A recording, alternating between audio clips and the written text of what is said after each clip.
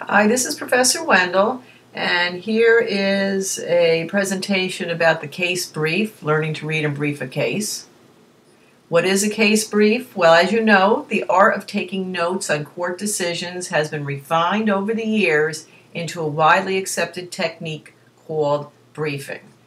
This serves as both an efficient means of recording notes and as an additional analytical tool. Now remember that the term briefing does have several meanings, and it also can mean an appellate brief, which again is a formal written argument to an appellate court in which a lawyer argues why the court should affirm or reverse a lower court's decision. But what we're talking about here is how you can read legal cases and how you can take notes in a case brief method.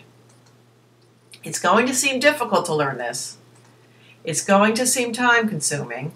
You're going to think it's unnecessary, and you'll be tempted to avoid learning and doing it. But trust me, practice makes perfect. Briefing is a technique you can master with practice. You'll develop your own style, and in fact, every lawyer has their own style, and ultimately your briefs will become shorter. In the beginning, they may seem like small books, and the real misnomer here of brief is that sometimes your actual brief of a case will be longer than the case itself, but that's normal and that's part of learning. My first tip is that before you begin to brief anything, you read the case all the way through before you even begin to start a brief. And I'm going to go through the parts of the brief right now in detail. The first part of a brief is the case citation. And this is, what are you going to see in the case citation? You're going to see the name of the case, the parties involved. You're going to see the published sources where the case can be found. So if you're going to the library and want to pull out the book and find the actual case in its entirety, the case citation will tell you where to look. It will tell you which court issued the decision, and it will tell you the year the decision was issued. And that's the case citation.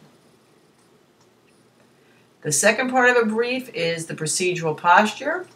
This is the history of the case. Discussion of where the case was and how it ended up before the appellate court, which is the court whose written decision you're now reading.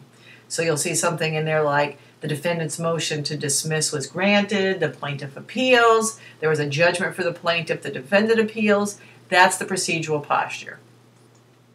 Versus the substantive posture, or what I like to call the statement of the facts. This is a brief outline summary of the facts that seem significant to the court.